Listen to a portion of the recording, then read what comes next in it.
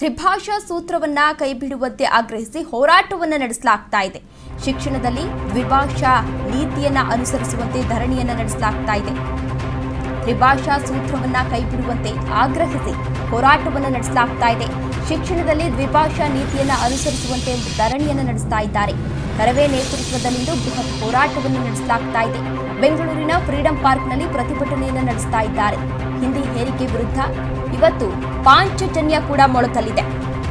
ಕರ್ನಾಟಕದಲ್ಲೂ ಕೂಡ ದ್ವಿಭಾಷಾ ನೀತಿ ಜಾರಿಗೆ ಪಾಂಚಜನ್ಯ ಮೊಳಗಿದೆ.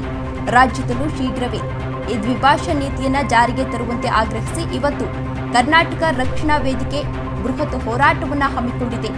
ಬೆಂಗಳೂರಿನ ಫ್ರೀಡಂ ಪಾರ್ಕ್ ಅಂಗಳದಲ್ಲಿಂದು ದ್ವಿಭಾಷಾ ನೀತಿ ಕಹಳೆ ಮೊಳಗಲಿದೆ. ಶಿಕ್ಷಣದಲ್ಲಿ ತ್ರಿಭಾಷಾ ನೀತಿಯನ್ನ ಕೈಬಿಟ್ಟು ದ್ವಿಭಾಷಾ ನೀತಿಯನ್ನ ಅನುಸರಿಸುವಂತೆ ಆಗ್ರಹಿಸಿ ಇವತ್ತು ಹೋರಾಟವನ್ನು ನಡೆಸಲಾಗ್ತಾ ಇದೆ. ರಕ್ಷಣಾ ವೇದಿಕೆ ಅಧ್ಯಕ್ಷ ನಾರಾಯಣಗೌಡ ನೇತೃತ್ವದಲ್ಲಿ ಪ್ರತಿಭಟನೆಗೆ ಕರೆಯನ್ನ ನೀಡಲಾಗಿದ್ದು, ಹಿಂದಿ ಹೇರಿಕೆ ಮಾಡದಂತೆ ಧರಣಿಯನ್ನ ಕೂಡ ನಡೆಸಲಾಗ್ತಾ ಇದೆ.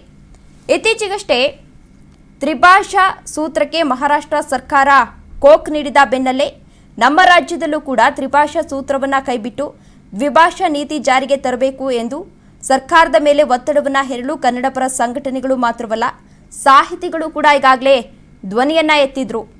ತ್ರಿಭಾಷಾ ನೀತಿ ಎಂಬುದು ಕೇಂದ್ರ ಸರ್ಕಾರದ ಹಿಂದಿ ಭಾಷೆ ಹೇರಿಕೆಯ ಒಂದು ಭಾಗ ಎಂಬ ಆಕ್ರೋಶ ಈಗಾಗಲೇ ಕೇಳಿಬಂದಿತ್ತು. ತ್ರಿಭಾಷಾ ನೀತಿ ಜಾರಿಯಾದಲ್ಲಿ ವಿದ್ಯಾರ್ಥಿಗಳಿಗೆ ಅನಿವಾರ್ಯವಾಗಿ ಇನ್ನೊಂದು ಭಾಷೆಯನ್ನ ಕಲಿಯಬೇಕಾದ ಅನಿವಾರ್ಯತೆ ಎದುರಾಗುತ್ತದೆ. ಭಾಷಾ ಕಲಿಕೆಯೇ ಒಂದು ಹೊರೆಯಾಗಿ ಇದರಿಂದ ವಿದ್ಯಾರ್ಥಿಗಳು ಒತ್ತಡಕ್ಕೆ ಸಿಲುಕ್ತಾರೆ. ಆದ್ರಿಂದ ಜ್ಞಾನ ವೃದ್ಧಿಗೆ ಕಲಿಕೆಗೆ 2 ಭಾಷೆ ಸಾಕು. ಕನ್ನಡಿಗರು ಕನ್ನಡಿಗರೊಂದಿಗೆ ವ್ಯವಹರಿಸಲು ಕನ್ನಡ ಕಲಿತಾರೆ. ಅದೇ ರೀತಿ Marathi, French, Germany, Hindi, English ಸೇರಿ ಯಾವುದೇ ಕನ್ನಡೇತರರೊಡನೆ ವ್ಯವಹರಿಸಲು ಇಂಗ್ಲಿಷ್ ಒಂದು ಭಾಷೆ ಸಾಕು ಎಂಬ ಅಭಿಪ್ರಾಯಗಳು ಕೂಡ ವ್ಯಕ್ತವಾಗಿದ್ದು, ಅದೇ ವಿಚಾರಕ್ಕೆ ಸಂಬಂಧಪಟ್ಟಂತೆ ಇವತ್ತು ಫ್ರೀಡಂ ಪಾರ್ಕ್ನಲ್ಲಿ ಹೋರಾಟವನ್ನು ನಡೆಸಲಾಗ್ತಾ ಇದೆ.